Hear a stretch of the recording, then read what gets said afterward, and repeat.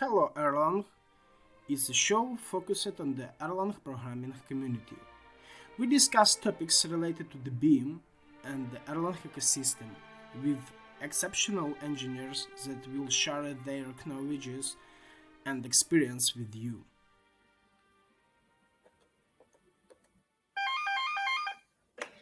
Hello, Mike. Hello, Joe. System working? Seems to be. Okay, fine. Okay. Hello, my name is Adolfo Neto. I'm a professor at the Federal University of Technology, Paraná, here in Curitiba, Brazil, a relatively large city in the south of Brazil. And this is a kind of a pilot for an Erlang podcast. And I'm probably in a very different way, but it's somehow the way that a Brazilian would say. It's Vyacheslav Katsuba. And after that, you can say how your name is set for. How do you really pronounce your name? But you are a Ukrainian Erlanger, which means that you're Erlang developer, and I'm going to call you Slava. So first, Slava, can you present yourself? Hi Adolfo, nice to meet you.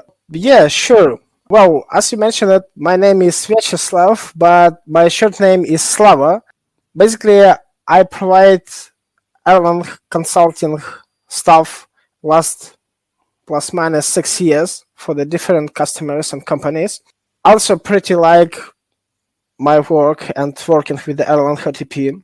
And a couple months ago, I suppose, started write blog post together with the Brujo. And I'm based in the Ukraine, living in the Vinnytsia city. This is center of the Ukraine, basically. This is not a Kiev, of course, but a couple 100 miles, I suppose, from the Kiev. And that's it.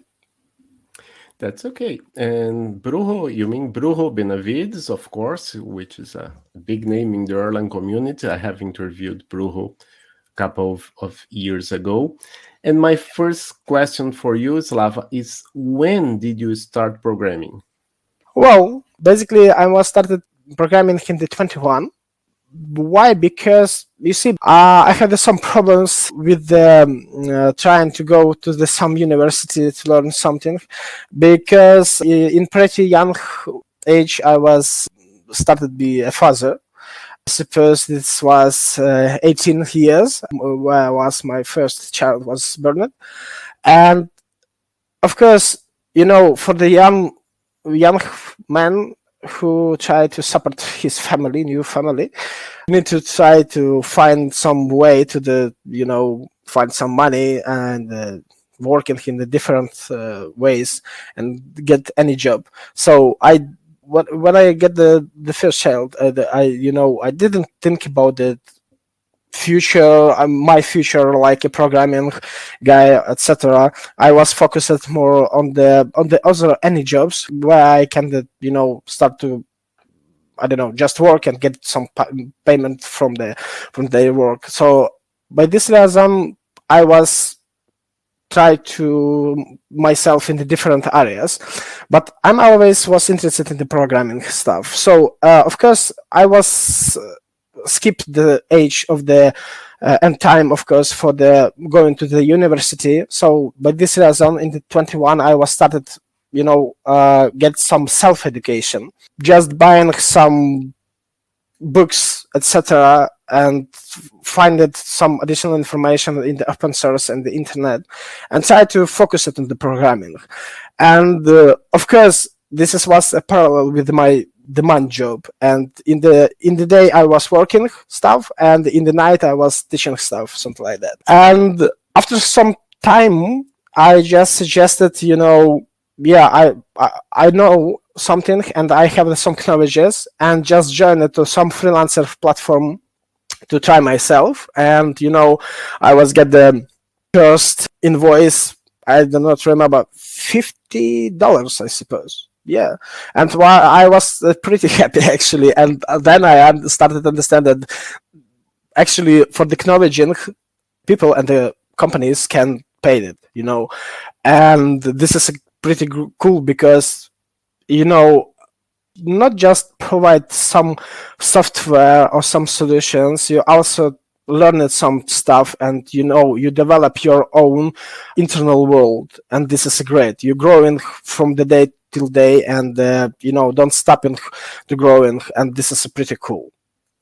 So you mean you started programming when you were 21 years old, but when did you get to know Erlang, which is here in Brazil, if someone says, oh, I program in Erlang, probably that person did not start with Erlang. Did you start with Erlang? If not, when did you get to know Erlang? Well, basically, all new guys, I suppose, try to start from learning his C stuff, and from the book, I mean, mostly guys from the book Kernighan and Ricci for the C programming. And of course, after some time, you can read about the Python and get some additional books and information from the Guido van Rossum, who has created the Python, and open for yourself a great world, basically. But you see, I was having some problems in my country with these two areas. I mean, that with the C projects and with the Python projects. A lot of projects was related in the other town and the other cities, and this is what mean that for the getting new job I was need to, you know, do some relocation stuff. And actually this is not work for me, because, you know, moving with the full family, this is a big stress for the all guys. I mean that for the wife and for the child, of course. But this reason I just started to take a look what exactly languages was famous in my city, and how many job offers I can get in, and just focus it on the IT industry. So, and of course, the one of them was a JavaScript, and then I was basically started outsourcing company. I started from the JavaScript, of course. After a couple years of working in this company, I was having a meet with my cousin. So basically, my cousin, his name is Alexander, he always was focused on the programming. You know, he was trying to find new way, find new tools. He doesn't, as I remember, this is just was a hobby. You know, he just was interested how to create some program, because he was started from the building of the computers. You know, just was working for some company who just collected and tested some video stuff, installing some operation system for the computer, and fixed some stuff, you know, some bugs or viruses, etc. But he wanted to, you know, get more additional information about how it's working. And after some time, he provided me information about the Erlang world. By example, I do not remember what it was exactly, but yeah, this was information about the creating the simple chatting using the Cowboy.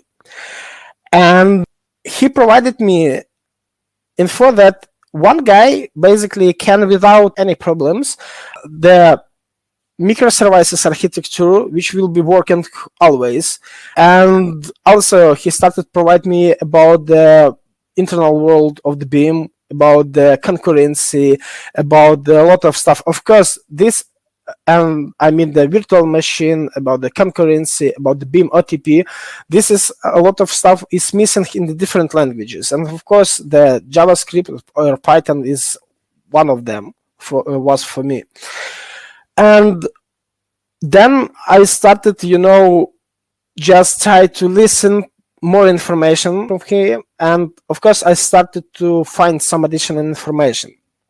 Of course, when I was see the first time the Erlang syntaxes, I was wanted to cry actually, because, you know, the OOP world and functionality programming world is pretty different. And of course, you know, when I started to learn, my cousin told me that some interesting point. He told me that, do you see the Erlang? I told it, yeah. He asked me, do you have some background in the OOP world? I told it, yes, of course.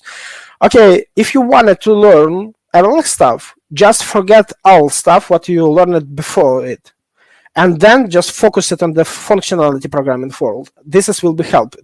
And of course, when you try to, comparing with your knowledge, what you already have, your, brain started going into some collapsing and doesn't understand what is going on, because you already know how it should work. But when you get some stuff or some specific construction or specific behavior, you doesn't understand why this should be. And this is not comfortable for a lot of guys, and this is some gaps, I suppose, because when I was started to learn this stuff, I doesn't know about the Erlang community. I doesn't know how I can define this information and where exactly I should define it. And this is a big problem for the newcomers who developed his internal world, because getting new knowledges, never mind this is Erlang or R or Python or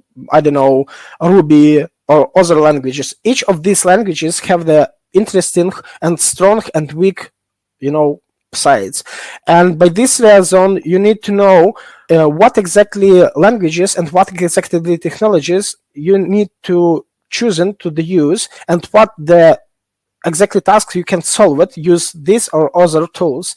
And after then you can propose them to the team and have some conversation and join to any discussion and propose it, correct technology for some specific task to solve them. Okay, so you got to know Erlang, and you already told me that Erlang is good for some things, maybe not for others. But specifically, what attracted you to Erlang, or better, right now, if you were to say, if you are going to do something like this, you must use Erlang? Because I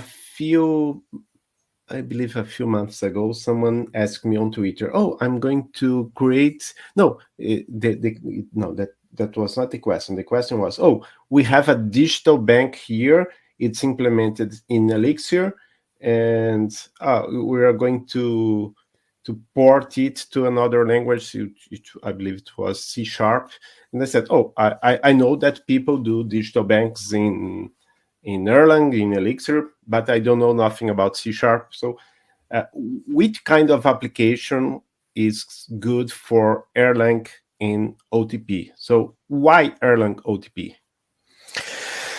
Yes, basically, you see, I was working on the services a long time with the different services, and this was related to the web stores, to some web platforms, and of course, the Elixir is a great tool for the web. I mean that why a lot of guys is choosing the Elixir, because you can hire one guy who can working with the backend and the front end, like some full stack developer, and can quickly create some web stuff. But if we talk about some specific things, about the specific points, like where we're going to develop some core stuff, which is, by example, create some, I don't know, some gateway for the 3GPP mobile network core, etc. Yes, you can try to do this stuff in the Elixir, but Elixir is more focused on the web. Erlang is more focused in the clear backend. Yes, you can also do some stuff in the front end. You need to spend a lot of time actually to do it, because Erlang was not created for the UI and not created for the creating some web interface or maybe other stuff, native stuff. But yeah, he had some tools, additional tools, but of course he is more focused, in my understanding, more in the backend side, where you need to focus it on the powerful work, on the scaling, about thinking correct and fast work inside of the server side. And of course, as I told before, I was pretty impressive when the one guy, I mean my cousin, told me that one Erlang developer can, replace a one whole department of the development, like by Java for some specific task. Then, after I get some knowledges, and I suggested totally moving to the Erlang world. Of course, I was getting some small offers before it, but the big project, I suppose this is more or less big for me because I was working on this project more than 1 year. This was happens like, I would just get this, accept this offer from this company, Ukrainian company, and at the same time, my cousin also accepted this offer to this company, to this project. So our job was, some company was created some messenger based on the Java. They have problem when their users was grow up and they have a lot of problems with the connecting with their nodes, and the services node was a be pretty powerful, and after then they when try to buy additional services, this is not also not helped to them. After some time, their solution architect was provided information to the CTO about Erlang and about the Beam, and then they started to find some developers to this stuff. So basically, this product was developed, 15 guys, 10 guys was working on the backend, actually, in the as a Java backend developers, and this product was developed a couple of years and living a couple of years in the production.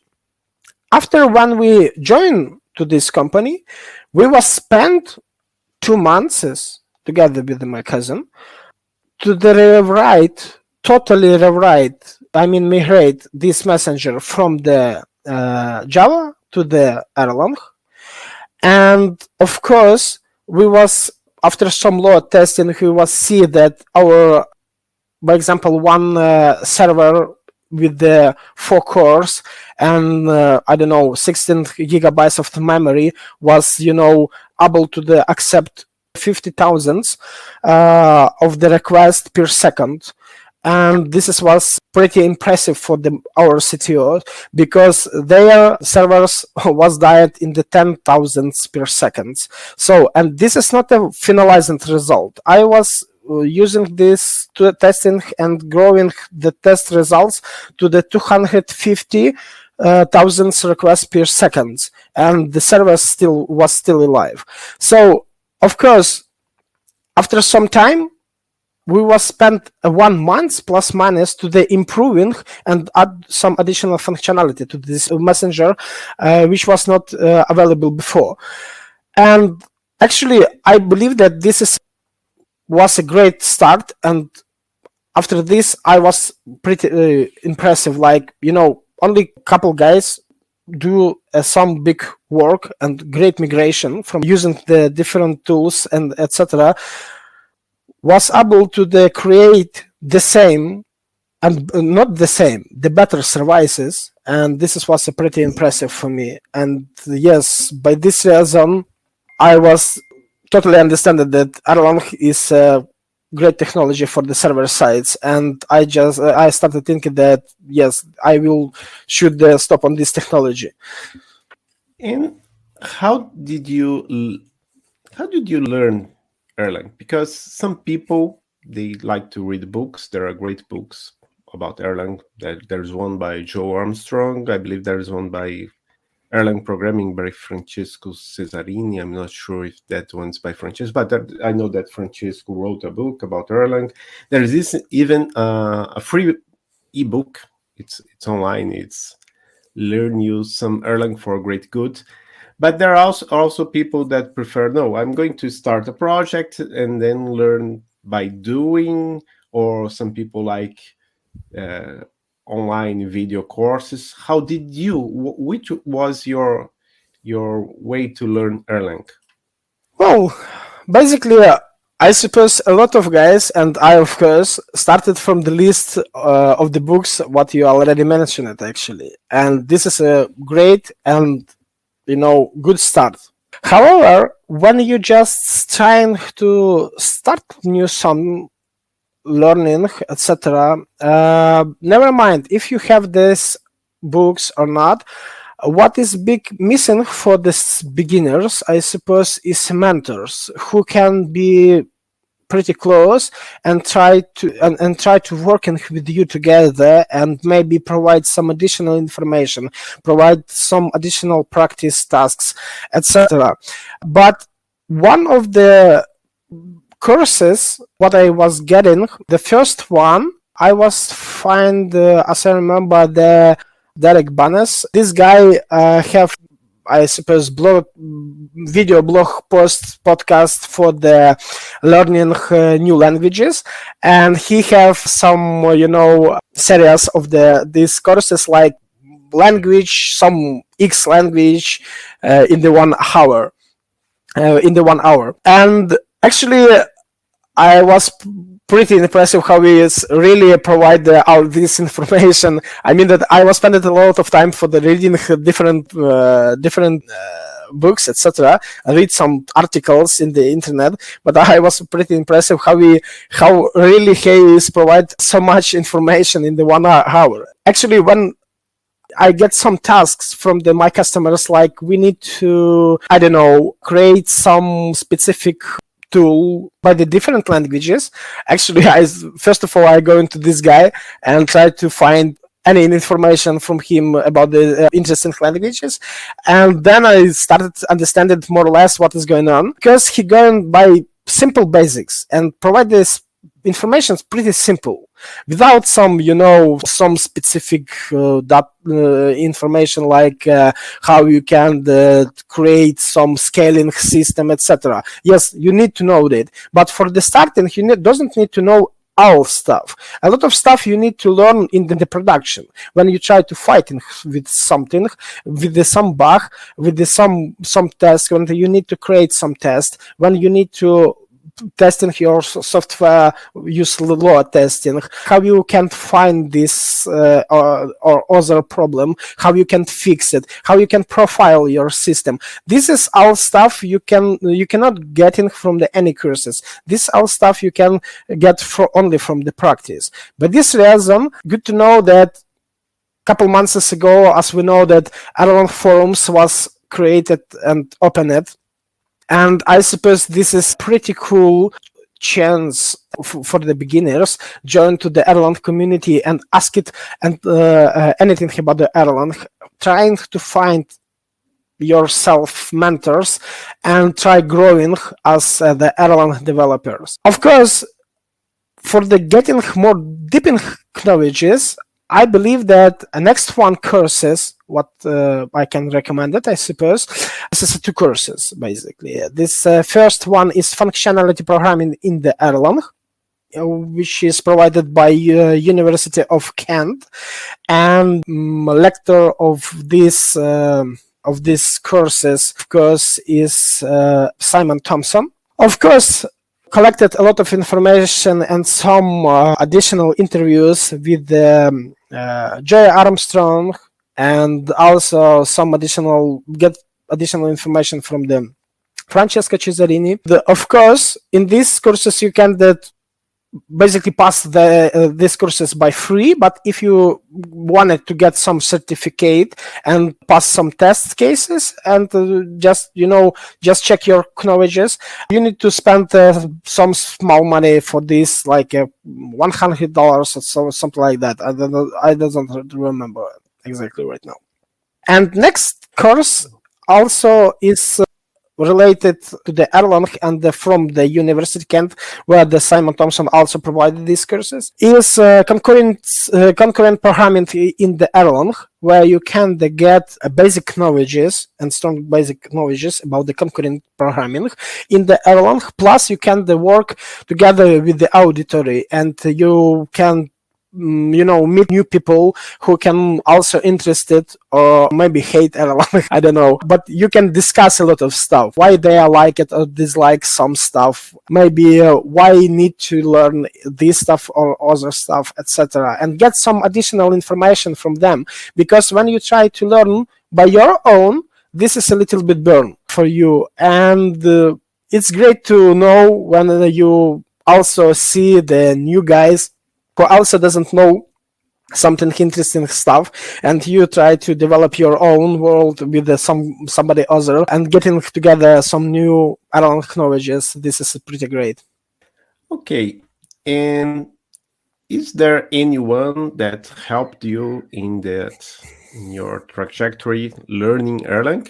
Because I have to say that, for instance, I use Exercism to learn Erlang, and Brujo Benavides, which we already mentioned, helped me a lot, and also other mentors, but mostly Brujo, because there are some things that it's at least for me, it's not easy to find in the documentation. So is there anyone that helped you learn Erlang? Well, basically, for now, I mean that for the starting, some stuff like Exercism and famous projects, I suppose it's pretty cool for the learning something new, how you can working with the different data types, of course, and of course the passing some advanced of the code is some tasks, and try to compare how you can working with the different languages. This can be pretty helpful. But let's not forget about the main point that a lot of guys doesn't like the Erlang syntax, but this is pretty easy syntax actually, and I suppose, as I write it in the books, actually newcomers can spend 1 or 2 weeks to learning the Erlang and start to develop some stuff in the production. He can after a couple more weeks just try to do it, but of course not a lot of projects is open to the higher junior or maybe interns for the sharing of the knowledges, etc. And of course the first guy who was helping me to little bit better understand what is going on inside of the Beam world and in the OTP stuff is my cousin. And then I just when I getting some new jobs, which was related to the Erlang, actually they already have some developers with the big background, and I just try to learning new stuff from them, and trying to sharing this stuff with the others, and try to communicate more better internal in the Ukraine community. And this is actually great, but of course in any case you need some mentors, and actually never mind, this is can be any project, but you see the main problem is the OTP world is pretty big, and you can use the Erlang for the different tasks, like you can create some messengers, you can create some games, you can try to build some microservices architecture for the building business models, etc., for the banking, for the payment, for the message broken, etc. But the main point is, if you try to choose one specific area, you forgot about the other areas, and this is a big also gaps, and you don't want to mention it on these areas. And by this reason, it's good to have some mentors who can push you to some different other areas, just because this is a pretty interesting, creating some tool, some library, some plugins, etc. So, and for me, this was a guy, Brujo, too. So basically, Brujo Benavides started mentoring me a little bit about how create the Rebel plugins, how create and provide your information to the other people in your blog posts, etc. And this is pretty cool, because when you doesn't know where you should looking for, This is a pretty sad because, sometime you have a time and you have a power for the getting new knowledges, but you doesn't understand from where you should to start and what exactly results will be looks great. Like, if I will create some library, does this will be helpful for the community, etc. And of course, how get this information, how build some stuff, of course need to some mentors. And of course, for me, the second guy who is mentoring me is Bruce Benevis. And I'm going to ask a question that involves a lot of things, because my people complain to me more about Elixir than Erlang, that there are no jobs for junior developers in Erlang. Maybe that's the same thing for many other languages, but here we are talking about Erlang. So was it easy for you to find a job, or in your case, you are more a consulting guy, right? You're not working for a company, but is it easy? Well, someone wants to start learning Erlang, and that person has no major experience in any other language. Is it going to be easy for that person after he or she learns Erlang to get a job as an Erlang developer? Yeah, basically this is a great question, because yes, actually this can be some problem, and also this is related in the what exactly country you are living right now. Because let's take a look to the Ukraine. In the Ukraine, we have a couple famous internal projects which is used the Erlang stuff, and of course this is a big gaps because they doesn't want to find the new guys and try to grow in pretty quickly. So you can find that some job description in the maybe with the interval like one job in the 1 year, I suppose, something like that. And of course, and in the other hand, a lot of other companies who is wanted to use the Erlang, they cannot find the Erlang developers in the country. And by this reason, they are going to the switch to the other technologies like Golang or Elixir, or if they have the Python developers, they switch it to the Python, or if the customer just wanted to Erlang developer and they doesn't find it, they just rejected this proposal, and that's it. So, and my problem was, first of all, I was focused internally about in my country only, and I tried to find some jobs inside of the my country, by example. I was pretty impressive when I was start to looking outside of the Ukraine and try to find in some information in the Europe, in the United States, in the China, in the other countries, and I was pretty impressive that this is very famous technology in some areas, in the other companies and the other stuff.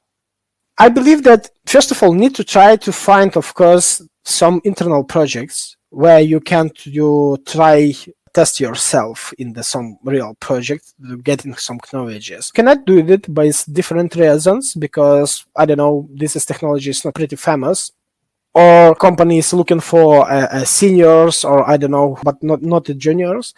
Then it makes sense to try to go in to the outside of the country and try to find looking for the companies. You see, I remember I also was find some resources which was focused on the Erlang companies, where you can in the one page you can define that all companies from the whole world, mostly all companies, of course, but I mean the famous companies, and you get additional information from them, like they are working with the open source or not, in the what areas, like banking, or maybe mobile networking, or maybe other stuff, gaming, etc. And I don't know, when you doesn't have a big background and you doesn't know that how you can find that and some job description, but we all know that from time to time the company is still looking for somebody.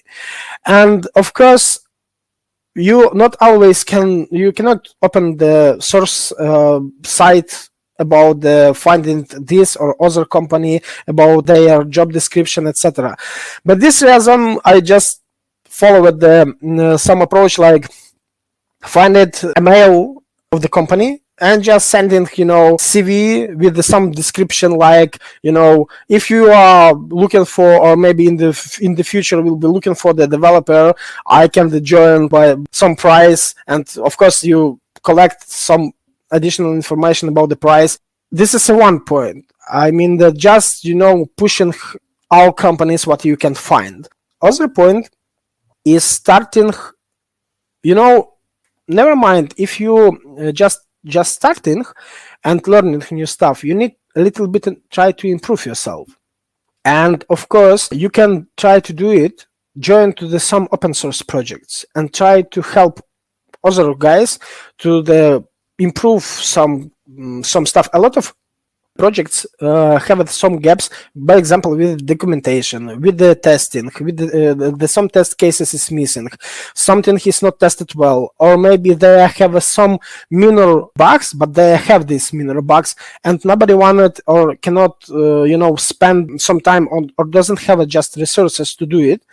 And you can just try to join to this small community and try to project community, I mean that, and try to providing some bug fixing, etc. And it can be also helpful because sometimes these companies also try to find somebody, and of course if you will pretty activity, when they will try to looking for somebody, they of course will try to find you and connect with you. And of course all data is stored in the GitHub, by example, or the GitLab. Of course they have the email of the maintainers, and of course there can be this have also chance to the getting some job offer. And next one is I suppose the freelance platform. The name is Upwork.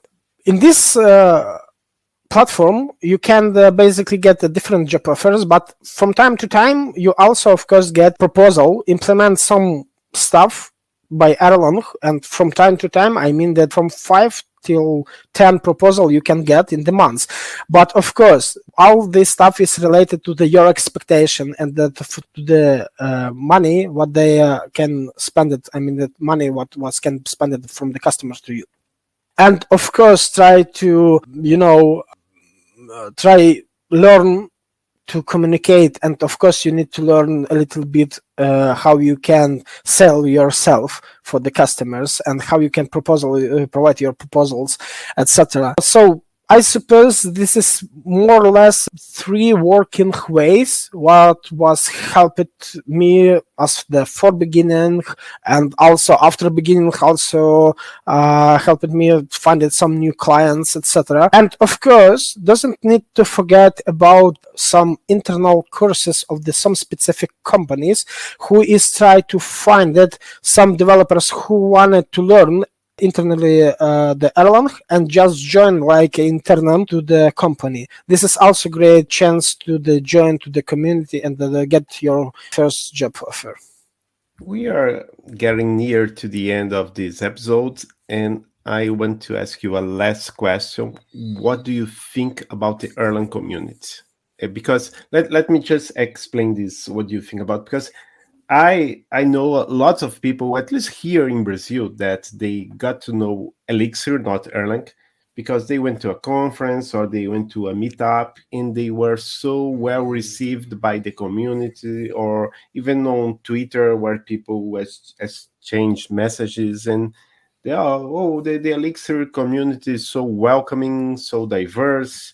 Of course, not as diverse as we like it, because there is mostly male white guys, but it tries to include more people. At least that's the point of view that people have here in Brazil regarding the Elixir community. But you know that the community is, when I see community, it's the people and people doing things like you said, open source projects, podcasts, books, and people who are working too. And there is this kind of intersection between Elixir and Erlang, but there is clearly in Erlang forums, as you said, it's a clear step in this direction, that there is an Erlang community. There's people that either they don't know Elixir or they don't program actively in Elixir. There is an Erlang community. What do you think about this Erlang community? Well, actually, Erlang community, I opened it to myself in not a lot of years ago. This is was in the previous year, in 2021, and actually, for my vision and my feeling, this is in the one hand, this is a pretty old community, and in the other hand, this is a pretty young community. Why? Because I was take a look to the other community like Elixir, like Python, and other community stuff, who is try to sharing between together with the different knowledges, provide the podcast, providing the blog posts, providing courses, additional information, try to responding to any questions internally inside of the community. And then I just try to compare it with the Erlang. Well, I suppose right now we can take a look to the Erlang community like to the pretty young, because they are trying to start use a new different ways to the growing, like Erlang forums. This is one of them. Slack channels and Slack area, this is the next one. And of course, let's not forget about the Erlang Ecosystem Foundation, who is also helped to provide some sponsoring for the projects, looking for new ideas, looking for new members, volunteers, sponsors, etc. And this is growing a little bit slow for my vision, but is pretty powerful. And the main problem, as I see right now, that a lot of guys from the different countries didn't sharing their knowledges, additional knowledges, internal of the age of the countries, and didn't maybe by some reason shine to join to the Erlang community, ask something. By this reason, I try to provide and mention the Erlang forums and Erlang community in any my blog post and any messages where I can find it. If I find something in the Slack channel and didn't find this user in the Erlang forum, I always will ask he create additional topics for the Erlang forum for the pick up and showing to the community. And of course, when you create any questions or topics in the Erlang forums, you get the answers pretty fast, sometimes faster than in the Slack. And this is, I don't know, this is cool or not, but in any case, you have a different ways to communicate with the Erlang community, and this is great. But I suppose each of the Erlang members of the Erlang community, they should forget about the sharing of their knowledges. They also need to sharing with their guys who is working together, or maybe with the companies, or also sharing with the community inside of their countries. By example, I'm trying to use different languages for the topics. I'm trying to create one topic for by English, and as the same topic I try to translate to the Ukrainian, only to the Ukrainian, and just provide this information for the community and just communicate with them, just sharing information, explain something, how I can explain what is in my power. I try to explain to them why this tools and technology should use it in the end of the something other, etc. What the problems they can have, or what the benefits they can get it from the using of the Erlang technology. And this will be great if each guy who like it, the Erlang stuff, it will be great if they will be also doesn't forget about the sharing, and this will be pretty helpful for the community to the growing. And of course, some stuff is missing from my understanding. Like we doesn't have the clear. The Erlang community doesn't have the clear blog post with the news where the users can get some additional information about the tools each day, from the day to the till day, and from week to the week. Always created some new libraries, some new technologies and applications. Something can be released, something can be improved, and sometimes you can define that some libraries and just keep these libraries to the time when this library will be improved, because this library for now have some problems, and after some time, like a couple months, you can forget about this library and imagine this library was, get exactly improvements what you are looking for, or was try to start working on this or other improvements, and but this is already exist and you doesn't know about it, and this is a big gaps because you spend additional time for the double work what was already done before, but the problems you doesn't know about it, and you doesn't know about some specific points. Of course, if your activity Erlang member, this can be maybe a little bit less problem, but in any case, this is some problem, I suppose. And I believe that will be a great improvement for the Erlang community. Okay, so thank you very much, Slava. And do you have a final word for our listeners? Well, actually, I was pretty happy to join this podcast and have a couple, questions to you, if you don't mind, Adolfo. Yeah, that's okay. Cool. I just wondering, what is your mission with the Erlang podcast right now? Well, I'm a really big fan of podcasts, and there was a podcast about Erlang a few years ago, mostly Erlang. They still have a site and the episodes are there, but we know that right now in the larger Erlang ecosystem foundation, Erlang ecosystem, I thought about the foundation, because the Erlang ecosystem foundation, it's about Erlang, Elixir, and all languages in the bin, the Erlang virtual machine. And if you go to the if you ask for podcasts about Erlang, there's no podcast exclusively about Erlang. There are podcasts about Elixir that sometimes they cover Erlang. So the idea here is that we need more people, new programmers in the Erlang community, specifically wanting. We need people wanting to learn Erlang, and there are so many interesting things happening in the Erlang community. They are sometimes covered in the Elixir podcast, but not as much as we would like. So that's my goal here. I see. Okay, and why did you focus on the Erlang HTTP world right now? Well, right now I'm a professor, so I'm not a professional programmer like you or Brujo or many other people in the community, and so I'm still learning Erlang, and there are many things in Erlang that I don't know, and I want to know, and I'm trying to learn Erlang and Elixir in parallel. It's concurrently.